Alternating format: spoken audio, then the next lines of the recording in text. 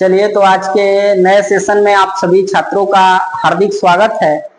और बेटा आज हम लोग पढ़ेंगे कक्षा 10 का जो केमिस्ट्री है, केमिस्ट्री के बारे में। और देखो, सबसे बड़ी बात है कि केमिस्ट्री के जितने भी 2024 और 25 के पेपर आने वाले हैं, उन सारे पेपरों के जितने बहुविकल्पी क्वेश्चन आएंगे, 20 क्वेश्चन आएंगे जो बहुविकल्पी होंगे फिजिक्स, केमिस्ट्री और बायो से, उन्हीं के बारे में हम बात करेंगे। और कुछ ऑप्टिकल क्वेश्चन है, मैं उसको कराऊंगा और ध्यान से देखेंगे। जैसा कि पहले ही आपके बोर्ड पे मैंने क्वेश्चन सेटअप करवा रखा है, उसमें पहला क्वेश्चन ये कह रहा है कि निम्नलिखित में कौन सा भौतिक परिवर्तन है। भौतिक परिवर्तन का मतलब होता है बेटा कि जिसको एक बार उसकी अवस्था बदल दिया जाए, उसका आकार बदल दिया जाए, तो पहले अवस्था में प्रारंभिक पुनः लाया जा सके।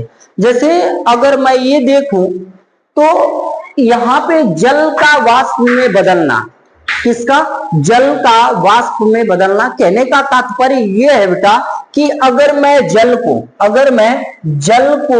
गर्म कर दूंगा, किसको? जल को मैं गर्म कर दूंगा बेटा, तो जल वाष्प में बदल जाएगा। जल को गर्म करेंगे तो गर्म करने पर यह वाष्प में बदलेगा। लेकिन वाष्प को अगर ठंडा कर देंगे, वाष्प को क्या कर देंगे? ठंडा कर देंगे बेटा, तो ये पुनः जल में बदल जाएगा। अर्थात कहने का मतलब है कि ये भौतिक परिवर्तन हो सकता है और होगा भी। इसका कारण क्या है? क्योंकि यह हमने देखा कि जल को जब वाष्प में बदला जा रहा है, तो वाष्प को पुनः किस में बदल दिया जा रहा है? जल में बदला जा रहा है। इसलिए भौतिक परिवर्तन। और हमसे कहा है कि निम्नलिखित में कौन भौतिक परिवर्तन नहीं है, नहीं कहा है। दूसरी बात कि जल का लवण में घुलना, बेटा बता दे रहे हैं कि नमक को पानी में घोल दीजिए और पानी में घोलने के बाद उसको गर्म कर दीजिए। जैसे गर्म करेंगे ना, तुरंत उसमें से पानी जो है वाष्प बन के निकल जाएगा और जो लवण है वो भी मिल जाएगा। अर्थात जब हम लवण और पानी का विलयन बना रहे हैं बेटा, तो गर्म करने पे वाष्प बन के जल निकल जा रहा है और लवण भी प्राप्त हो जा रहा है। कह रहे बर्फ का पिघलना, बर्फ का पिघलना। अगर बर्फ को हम गर्म करेंगे तो ये पिघलेगा। अगर द्रव को हम ठंडा करेंगे तो वो क्या बनेगा? बर्फ बनेगा। जैसे आप लोग फ्रिज में बाटल में पानी भर के फ्रिज में रख देते हो, टेम्परेचर लो देते हो। जब टेम्परेचर लो दिया जाता है बेटा, तो जो मेरे पास द्रव है, पानी है, वह पानी किस में बदल जाता है? ठोस में, बर्फ में। तो बर्फ को पानी में, पानी को बर्फ में, ऐसा बदला जा रहा है, वाष्प में बदल दिया जा रहा है। तो इसका मतलब ये भी भौतिक परिवर्तन है। एलपीजी, अच्छा कोई पूछ दे एलपीजी क्या होता है, तो एलपीजी बेटा प्रोपेन, इसका प्रोपेन या ब्यूटेन, ये दोनों का मिश्रण हो सकता है। ये घरेलू गैस सिलेंडरों में प्रयोग किया जाता है। अगर ये बताइए, एक बार खाना बनाते समय आप घर के गैस को, ईंधन को गैस सिलेंडर से खत्म कर देंगे, तो क्या पुनः उस गैस को पकड़ के आप भर सकते हैं? उसमें नहीं भर पाएंगे। इसका मूल रीजन है बेटा ये रासायनिक परिवर्तन है। जैसे आपको कोई कह दे कि आपने हमें दूध दिया और मैं उस दूध का दही बना दिया, फिर आप हमसे मांगो कि मेरा दूध दीजिए, तो हम दे पाएंगे? असंभव है। मैं कोई दूसरा ला कि दूं तो आप कहेंगे कि नहीं, हमको वही चाहिए। तो वही देंगे कहां से? क्योंकि मैंने उसका रासायनिक परिवर्तन कर दिया। जब रासायनिक परिवर्तन हुआ, दूध से दही बन गया, तो अब दही से दूध नहीं बन पाएगा। आया समझ में? अब आगे बढ़ेंगे बेटा, तो इसका मतलब है कि इसका ऑप्शन ये सही है। अगला क्वेश्चन कह रहा है कि द्विविस्थापन अभिक्रिया। अच्छा देखो, द्विविस्थापन अभिक्रिया क्या होती है? जब विस्थापन अभिक्रिया पढ़ेंगे, इसमें जो लेड है वो बता रहा है कि कॉपर से अधिक क्रियाशील है। अगर कॉपर से ज्यादा क्रियाशील है, तब इस लेड से, कॉपर से क्लोरीन को हटा के इसके साथ विस्थापित, तो इसका मतलब इसमें एक ही को हटाया गया है, इसलिए ये द्विक विस्थापन अभिक्रिया न होके एकल विस्थापन अभिक्रिया होगी। ये कौन सी अभिक्रिया है बेटा? एकल विस्थापन अभिक्रिया है। क्यों एकल विस्थापन है? क्योंकि इसमें बस लेड ने कॉपर को विस्थापित किया, लेड ने कॉपर को विस्थापित किया, ये नहीं कि कॉपर ने लेड को विस्थापित किया। अगर इसमें देखेंगे तो कार्बन और ऑक्सीजन ये दोनों अलग अलग हैं, अगर ये दोनों मिली है यहाँ पे तो ये बना है CO2। तो दोनों जब एक साथ मिली है तो ये कहलाएगी संयोजन अभिक्रिया। ये क्या कहलाएगी? ये संयोजन अभिक्रिया है, क्योंकि दोनों आपस में क्या हुई है? मिली है। तो जब मिल के बना है तो कहलाएगा संयोजन अभिक्रिया। आगे इसमें देखेंगे तो Na2SO4 सोडियम सल्फेट और BaCl2 बेरियम क्लोराइड है बेटा। इसमें बी सोडियम जो है इसके BO को विस्थापित कर रहा है, यहां से हट रहा है, तो ये 2 सोडियम 2 Cl निकल जा रहा है 2NaCl, और यहां से BaSO4 एक साथ हो जा रहा है। कहने का मतलब कि जब सोडियम इसके क्लोरीन को लेके गया है, विस्थापित किया है, तो Ba भी इसके NaSO4 Na2SO4 के SO4 को विस्थापित किया, तो इसका जो सोडियम था इसको विस्थापित किया, तो इसने इसको, इसका मतलब ये सही हो गया। यह द्विक विस्थापन अभिक्रिया है। आगे हम बातें नहीं करेंगे इसकी, इस सब पे चर्चा करने की कोई जरूरत नहीं है। अच्छा, कह रहा है कि ये जो विकृत गंधिता होता है, ये विकृत गंधिता होता क्या है, इसके बारे में हम जानेंगे। देखिए, विकृत गंधिता के बारे में बात करेंगे तो बेटा विकृत गंधिता अगर किसी खाद्य पदार्थ को खुले शुष्क वायु में छोड़ देते हैं या खुले स्थानों पे छोड़ दिया जाता है तो उसके स्वाद में परिवर्तन होता है, उसके गंध में परिवर्तन हो जाता है, उसी को हम विकृत गंधिता नाम देते हैं। जैसे गर्मी के दिनों में अगर हम भोजन को खुले छोड़ देते हैं तो जब खुला छोड़ेंगे सुबह का बना के शाम तक, और शाम को जब उसको खाएंगे तो उसकी गंध भी महकेगी, कुछ अलग तरीके से आएगी और उसका स्वाद भी बदलेगा, और गंध और स्वाद में परिवर्तन ही क्या कहलाता है? विकृत गंधिता कहलाता है। अब देखिए, इसमें कह रहा है विकृत गंधिता को रोका जा सकता है। मतलब खाना को क्या करेंगे कि वह ना बासी हो सके, दूषित ना हो सके, और ना उसके स्वाद में परिवर्तन आए, ना उसके गंध में। पहला ऑप्शन दिया है प्रति ऑक्सीकारक लगा के, कह रहा है कि उसको ऐसे स्थान पे रखिए जो नमी स्थानों से क्रिया न कर सके। दूसरी बात कह रहा है सूर्य के प्रकाश से दूर रखिए, कह रहा है कि खाना को धूप में मत रखिए। तीसरी बात कह रहा है भोजन को फ्रिज में रख के, कह रहा है उपयुक्त सभी। हमको तो लग रहा है सारे ऑप्शन सही हैं। खाना को अगर मैं चाहूं तो ऑक्सीकारक, अगर इसमें प्रति ऑक्सीकारक लगा दिया जाए तो इसका मतलब भोजन ऑक्सीकरण नहीं करेगा, खराब नहीं होगा। दूसरी बात, धूप से दूर रखिएगा ना, सूर्य से प्रकाश से दूर रखिए, सेफ रहेगा। तीसरी बात कह रहे हैं भोजन को फ्रिज में रखिए, हम लोग रखते हैं, सेफ होता है, इसका मतलब ऑप्शन नंबर डी सही है। आया समझ? आगे चलेंगे, कह रहा है कि लौह चूर्ण पर तनु हाइड्रोक्लोरिक अम्ल डालने से क्या होता है। कह रहा है बेटा कि जो लोहे का चूर्ण होता है, लोहे के छोटे छोटे जो चूर्ण होते हैं, अगर उन लोहे के चूर्ण पे हम HCl को डालते हैं, हाइड्रोक्लोरिक अम्ल को डालते हैं, तो क्या होगा ये देखेंगे। चलिए देखते हैं, इस रिएक्शन को कंप्लीट करेंगे बेटा। तो ये होता है Fe लोहा प्लस HCl हाइड्रोक्लोरिक अम्ल का सूत्र। इसकी वैलेंसी को लेते हुए यहां 2 से गुणा कर देंगे तो ये बन जाएगा 2 क्लोरीन यहां से इसके साथ चला आएगा, तो ये बनेगा FeCl2 प्लस H2। देखो तो कहीं ऐसा ऑप्शन मिला है हाइड्रोजन गैस? जी बिल्कुल हाइड्रोजन गैस। और कह रहा है कि आयरन क्लोराइड? जी बिल्कुल आयरन क्लोराइड बन रहा है, और इसमें पहले ऑप्शन सही है, अब इसको पढ़ने की कोई जरूरत नहीं। अच्छा, आयरन सल्फेट मतलब इसका FeSO4 है, ये FeSO4 ये तो कतई नहीं बन सकता, कभी भी नहीं, जल भी नहीं बनेगा, और ये कोई अभिक्रिया ऐसा हो नहीं सकता कि अभिक्रिया ना हो, अभिक्रिया होगी, है कि नहीं? तो ये ऐसा तो होगा नहीं कि कोई अभिक्रिया ना हो, इसमें तो अभिक्रिया होनी है, होनी निश्चित है। क्योंकि मैं बेटा जब लोहे के चूर्ण पे, लौह के चूर्ण पे हाइड्रोक्लोरिक अम्ल डालेंगे तो एक प्रॉपर्टी पढ़े हम लोग का कि जब हम अम्ल की क्रिया धातु के साथ कराते हैं तो लवण, धातु लवण का निर्माण होता है और उसमें से हाइड्रोजन गैस निकलती है। उसी के प्रॉपर्टी के अनुसार मैंने देखा कि जब मैं आयरन पे बेटा HCl को डाला हूं तो आयरन क्लोराइड और हाइड्रोजन गैस निकली। ये ऑप्शन करेक्ट है। ठीक है, आगे बढ़ेंगे, तो आगे जब बढ़ेंगे तो अगला क्वेश्चन देखें कि क्या क्या रहा है।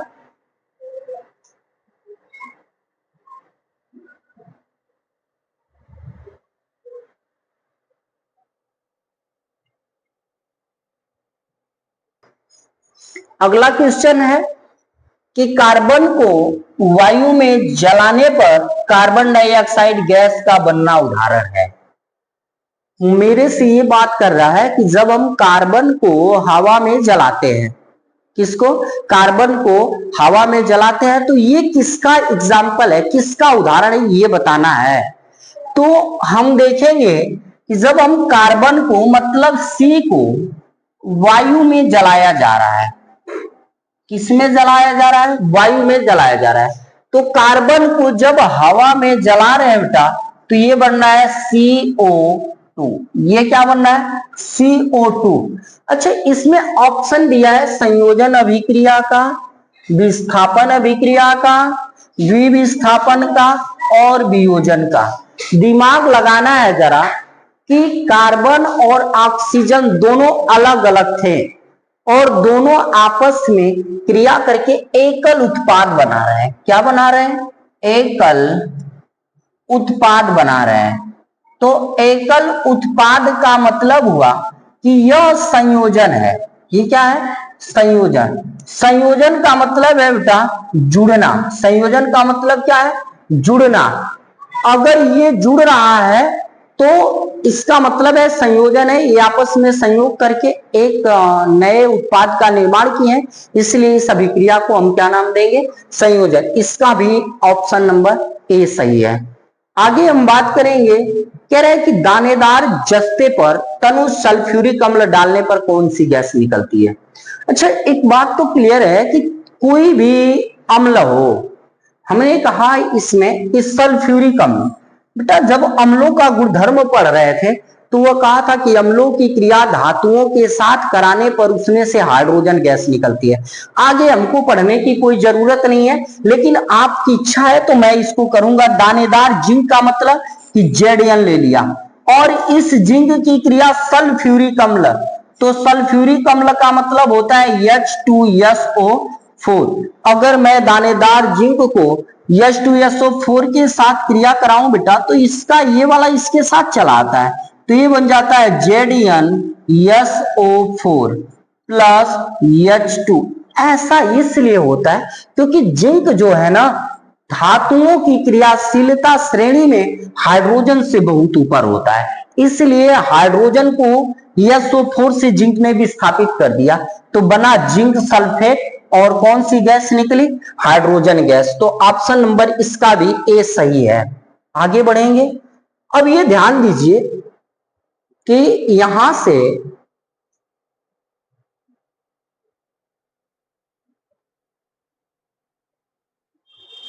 अगला जो क्वेश्चन है वह ये है कि कोई विलयन लाल लिटमस को नीला कर देता है, उसका पीएच मान कितना होगा। अच्छा देखो, जो सोरेंस नामक वैज्ञानिक ने पीएच टेबल बनाया था, उसमें ये किया था ऐसे 0 1 2 3 4 5 6 7 8 9 10 और लास्ट में आके 14 कर दिया था। ये डाट डाट कुछ लाइन है। इसके यहां पे करेंगे तो 10 to the power minus 0, 10 to the power minus 1, 10 to the power minus 2, और ऐसे चलते आएंगे तो 10 टू दी पावर माइनस 40, ऐसा हो जाएगा 14। अब देखो, जो 7 होता है, ये 7 ये उदासीन विलयन होता है। क्या होता है, उदासीन विलयन होता है। यहां पे 7 की बात करेगा तो उदासीन विलयन है। अगर 7 से किसी का कम पीएच है, पीएच का मतलब होता है पावर ऑफ हाइड्रोजन, अगर 7 से किसी का कम पीएच है तो इसका मतलब विलयन अम्लीय है। क्या है, अम्लीय। और अगर 7 से ज्यादा है तो इसका मतलब विलयन कैसा है, क्षारीय। ये है, अगर 7 से 7 है किसी विलयन का पीएच मान तो इसका मतलब विलयन उदासीन है। अगर 7 से कम है तो उसका मतलब है कि अम्लीय है, और 7 से ज्यादा है तो इसका मतलब विलयन कैसा है, क्षारीय है। अब हमसे कहा है कि यदि कोई विलयन लाल लिटमस को नीला कर दे, लाल लिटमस को नीला कर दे, तो इसका पीएच संभवतः होगा। देखो, एक चीज पढ़े हैं कि वे विलयन जो लाल लिटमस को नीला कर देता है उसको क्षार कहते हैं। क्या कहते हैं? क्षार। और जो नीले लिटमस को लाल कर दे उसे अम्ल कहते हैं। क्या कहते हैं? अम्ल कहते हैं। अगर कोई अम्ल की बात करेगा तो तीर नजर से गई बेटा, नीले लिटमस को लाल कर देता है। नीले लिटमस को क्या करता है? लाल करता है। और क्षार जो है वह लाल लिटमस को नीला कर दे रहा है। तो कह रहे हैं कोई विलयन, इसका मतलब कि विलयन जो है वह कैसा है? क्षारी है। कैसा है? क्षारी। अब कोई पूछेगा कि क्यों विलयन को सर आपने क्षारीय कहा? तो विलयन को मैंने इसलिए क्षारी कहा क्योंकि विलयन लाल लिटमस को क्या कर दे रहा है? नीला कर दे रहा है। तो जब लाल को नीला कर रहा है इसका मतलब विलयन क्षारी है। और देखो 1, 2, 5, ये 1, 2, 5 अम्लीय की पहचान है। 1, 2, 5 कैसा है? अम्लीय अगर विलयन रहे तो इन सबका। और कह रहा है कि एक लास्ट ऑप्शन है, यहां पे देख रहे हैं डी, तो डी को कह रहा है कि 10, और 10 7 से अधिक है, इसका मतलब क्षारीय विलयन। इसका पीएच मान कितना होगा? 10 होगा। अगला कह रहा है कि एक विलयन का पीएच मान 5 है, या विलयन होगा, इसको आप लोग बताओ। एक विलयन है जिसका पीएच मान कितना है? 5 है, ये विलयन कैसा होगा? मैंने अभी बताया कि जिसका पीएच मान 7 से कम रहेगा, जिसका पीएच मान 7 से कम होगा वह विलयन कैसा होगा बेटा? अम्लीय होगा। जिसका 7 से ज्यादा चला जाएगा वो कैसा होगा? क्षारीय होगा। और जिसका 7 रहेगा वह उदासीन होगा। तो आंसर जो है बेटा वह ए सही होगा। अगला कह रहा है कि कपड़ों की धुलाई में प्रयोग किए जाने वाले धावन सोडे का नाम बताइए। कह रहा है कि धावन सोडा, किसकी बात कर रहा है? धावन सोडा। अच्छा एक बात देखो, धावन सोडा जब भी बात करेगा ना तो इसका रासायनिक नाम की जो बात करेंगे या चाहे कुछ भी कपड़े धोने वाले सोडे की बात करेंगे तो कह रहा है कि कपड़ों की धुलाई में प्रयोग किए जाने वाले धावन सोडा है। तो धावन सोडा जब भी बोले तो धावन सोडे का सूत्र पहले जानेंगे। धावन सोडे का सूत्र होता है Na2CO3 इंटू 10H2O। क्या होता है? 10H2O। ये धावन सोडे का सूत्र है। अगर धावन सोडे का सूत्र Na2CO3 इंटू 10H2O है तो ये देखना है कि इसका नाम क्या होगा। तो नाम होता है इतने का सोडियम, क्या नाम होता है? Sodium carbonate, sodium carbonate. और 10 को बोलते हैं डेका, H2O को बोलते हैं हाइड्रेट। देखो सोडियम कार्बोनेट डेकाहाइड्रेट होता है इसका रासायनिक नाम। लेकिन हमसे पूछा है कि कपड़ों की धुलाई में प्रयोग किए जाने वाला धावन सोडा है, इसमें से देखो क्या है? सोडियम कार्बोनेट, सोडियम बाइकार्बोनेट, ये तो कतई नहीं हो सकता। सोडियम बाइकार्बोनेट होता है NaHCO3। ये बेकिंग सोडे का सूत्र है। किसका है? बेकिंग सोडे का सूत्र है। बेकिंग सोडे का सूत्र है, क्योंकि बेकिंग सोडा होता क्या है? जिससे आप लोग गुलगुले बनाते हैं, ठोकवा बनाते हैं, ये बेकिंग सोडा है। और मेरे से हमसे पूछा है कि धावन सोडा बताइए, तो बेकिंग सोडा करते ही नहीं हो सकता। सोडियम हाइड्रोक्साइड ये तो और नहीं होगा। NaOH ये क्षार होता है बेटा, प्रबल क्षारों के श्रेणी में आएगा। हम किसको कहेंगे? ये सोडियम कार्बोनेट। क्योंकि सोडियम कार्बोनेट में बस एक चीज हटाया, मैंने बताया सोडियम कार्बोनेट डेकाहाइड्रेट, इसमें जल की मात्रा नहीं लिया है, इसमें जल की मात्रा को हटा दिया जो डेकाहाइड्रेट है, सोडियम कार्बोनेट को लेके चल रहा है। अगला क्वेश्चन कह रहा है कि पीओपी का रासायनिक नाम है। अगर जब पीओपी की बात आएगी तो इसका पूरा नाम भी होता है बेटा प्लास्टर ऑफ पेरिस, ये पूरा नाम होता है प्लास्टर ऑफ पेरिस। अच्छा ये देखो कि पीओपी का पूरा नाम प्लास्टर ऑफ पेरिस है, तो इसमें एक चीज है, इसकी एक विशेषता है कि अगर किसी का हाथ टूट गया तो जो प्लास्टर लगा है टूटे हुए हाथों पे वो पीओपी होता है। अगर चिकनी मूर्तियां बनाई जाती है, पीओपी का ये यूज भी हो जाता है कि चिकनी मूर्तियों के बनाने में, कप उप जो चाय पीते हैं इसमें बनाने में, और दंत चिकित्सक में भी पीओपी का यूज होता है। तो पीओपी का रासायनिक नाम हमने लिखा था प्लास्टर ऑफ पेरिस होता है। और इसका देखो सूत्र की बात करेंगे, इसका अणुसूत्र कितना होता है, तो सूत्र होता है CaSO4 इंटू 1/2H2O। अब रासायनिक नाम यहीं से कहेंगे, रासायनिक नाम पूछा है हमसे। ये प्लास्टर ऑफ पेरिस है, ये बनता कैसे, निर्माण भी लिख देंगे यहीं पे। अगर मैं निर्माण की बात करूं तो बेटा निर्माण इसका होता है CaSO4 into 2H2O, 120 degree Celsius ताप का। ये सूत्र है जिप्सम का। ये सूत्र किसका है, जिप्सम का। अर्थात जब हम जिप्सम को 120 डिग्री सेल्सियस ताप पे गर्म करते हैं तो ये जिप्सम में से जल के कुछ अणु बाहर हो जाते हैं। अर्थात ये बनता है CaSO4 into 1/2H2O plus 3/2H2O बाहर हो जाता है, इतना बाहर होता है। और ये CaSO4 हाफ H2O जो है इसको कहते हैं प्लास्टर ऑफ पेरिस। और प्लास्टर ऑफ पेरिस का हमसे नाम पूछा है कि रासायनिक नाम बता दो। इसका नाम होता है कैल्शियम, इसका नाम होता है सल्फेट। तो टोटल नाम देंगे कैल्शियम, कैल्शियम सल्फेट। क्या नाम देंगे, कैल्शियम सल्फेट। अच्छा केमिस्ट्री में जैसे तुम लोग गिनती गिनते हो 1 2 3 4 5 6, वैसे हम लोग गिनती गिनते हैं मोनोडाई ट्राई टेट्रा पेंटा पाली हेक्सा ऑक्टा नोना डेका। ये हम लोग केमिस्ट्री की गिनती है कि मोनो डाई ट्राई टेट्रा। और उसी तरह तुम लोग जो मैथ में आधा आधा बोलते हैं, और जो केमिस्ट्री है यह हेमी बोलती है। क्या बोलती है, हेमी। तो ये कैल्शियम सल्फेट हो गया, 1/2 को बोलते हैं हेमी। क्या बोलते हैं, हेमी। H2O को कहते हैं हाइड्रेट, हाइड्रेट। तो कैल्शियम सल्फेट हेमी हाइड्रेट इसका नाम है।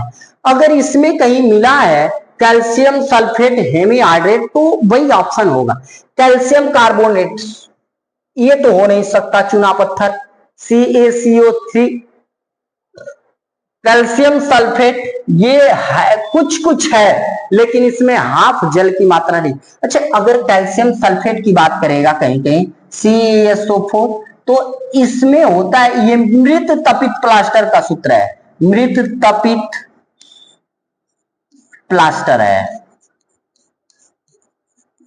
मृत तपित प्लास्टर इसलिए कि जब हम calcium sulphate CaSO4 hemi hydrate, calcium sulphate hemi hydrate को 120 से अधिक ताप पर गर्म कर देते हैं तो इसमें जो जल की मात्रा है ये भी निकल जाती है। तो बन जाता है CaSO4 प्लस 1/2H2O।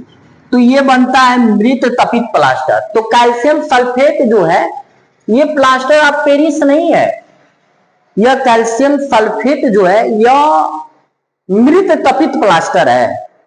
और इसमें कैल्शियम सल्फेट हेमीहाइड्रेट, लो ये ऑप्शन सही है। इसको डाईहाइड्रेट, कैल्शियम सल्फेट डाईहाइड्रेट। तो अभी मैंने लिखा था CaSO4 इंटू 2H2O।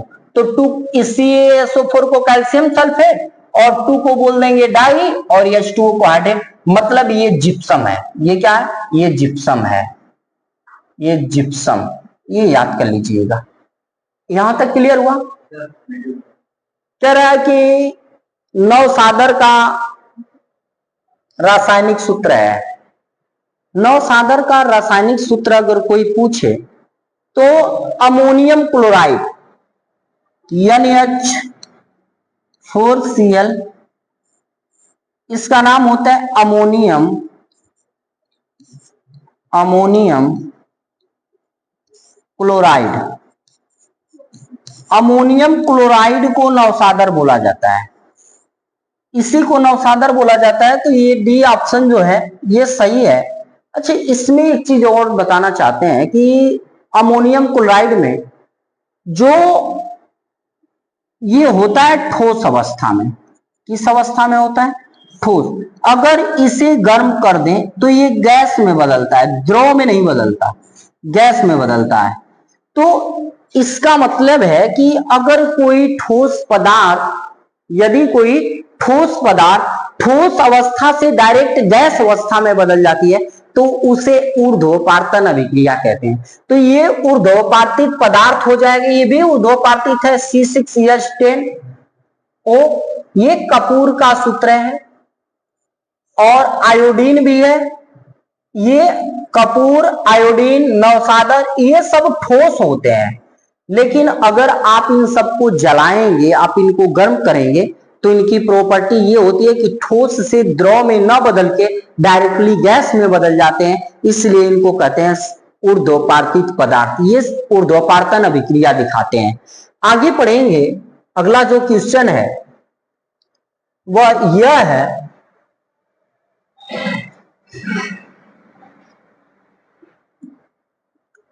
कि नवसादर का रासायनिक सूत्र है, इसको तो हमने पढ़ लिया। अब कह रहा है जल को जीवाणु रहित बनाने के लिए उपयोगी पदार्थ है। तो जल को जीवाणु रहित बनाने के लिए हमने पढ़ा था कि जब हम शुष्क बुझे हुए चूने पर, शुष्क बुझा हुआ चूना CaOH का ट्वाइस, इस पे क्लोरीन को डालते हैं, तो जैसे क्लोरीन डालेंगे तो ये कैल्शियम, इसके विखंडित होने का जो प्रारूप है यह होगा CaOCl2 प्लस H2O। ये बनता है ब्लीचिंग पाउडर, ये बनता है ब्लीचिंग पाउडर,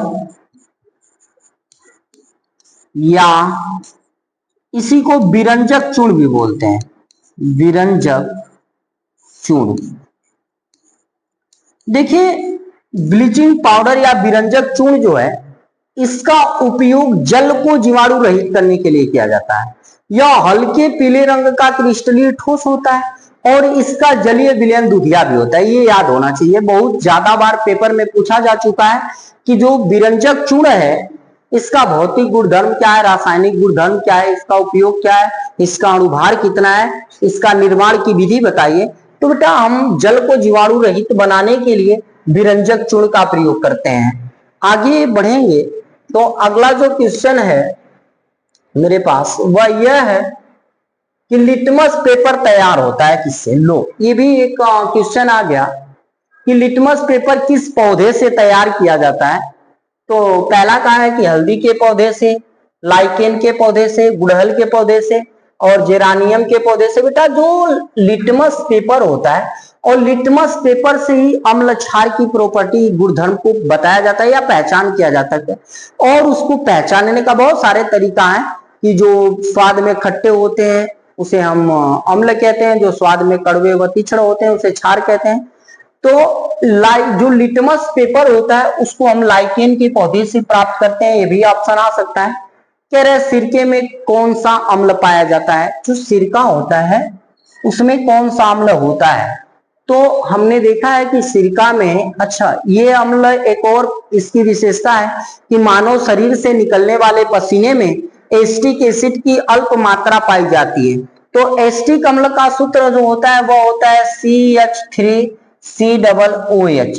ये सिरके का अम्ल कहा जाता है इसको, या ग्लेशियल अम्ल, ग्लेशियल एस्टिक एसिड भी बोला जाता है, या इसका आईपीएससी नाम। तो 2 कार्बन है तो 2 कार्बन को कहेंगे एथ, और प्लस COOH है तो OE कहेंगे, और कुल मिला जुला के हो जाएगा एथेनोइक। ये हो जाएगा एथेनोइक। यहां तक क्लियर हुआ। और इसको बहुत सारे नाम दिया गया, ग्लेशियल एस्टिक अम्ल नाम दिया जाता है, एस्टिक एसिड नाम दिया जाता है। मानव शरीर से निकलने वाले पसीने में यह अल्प मात्रा में भी पाया जाता है एस्टिक एसिड। तो ऑप्शन एस्टिक एसिड भी करेक्ट है। अगला है कि नियान है, अगला जो क्वेश्चन है वह नियान से बात कर रहा है। सबको पता है कि नियान है, आर्गन है, जेडान है, रेडान है, क्रिप्टान है, फेडान है, जेतना है, 0 ऑर्डर की गैस है, या नोबेल गैस या इनर्ट गैस के नाम से जानते हैं उन सबको।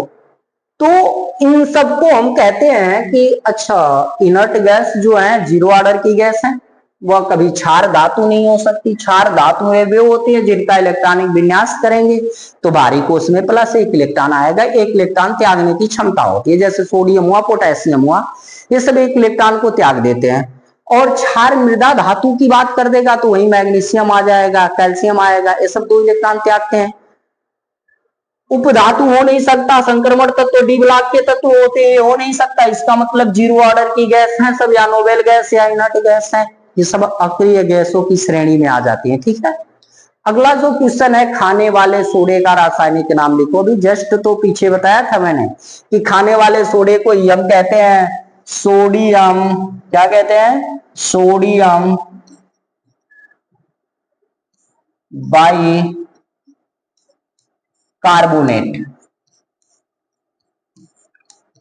इसको कहते हैं सोडियम बाई कार्बोनेट, खाने वाले सोडे को। तो खाने वाले सोडे को हम लोग सोडियम बाई कार्बोनेट के नाम से जानते हैं, जिसका रासायनिक सूत्र होता है NaHCO3। अगला क्वेश्चन है, उष्मा का सबसे अच्छा चालक है। देखो, अगर कोई उष्मा का सबसे अच्छा चालक होगा तो इसका मतलब उसके अंदर फ्री ऑफ इलेक्ट्रॉन बहुत ज्यादा होंगे। जिसके अंदर जितने इलेक्ट्रॉन स्वतंत्र होते हैं उसमें वो उतना ही गति करते हैं और धारा उतना ही बहती है, अर्थात आवेशों की प्रवाह को हम विद्युत धारा भी कहते हैं। तो ये फिजिक्स की टॉपिक है, लेकिन उष्मा का सबसे अच्छा चालक जो होता है वो होता है सिल्वर। क्या होता है, सिल्वर। अगर दिया है तो ये सही है, सिल्वर।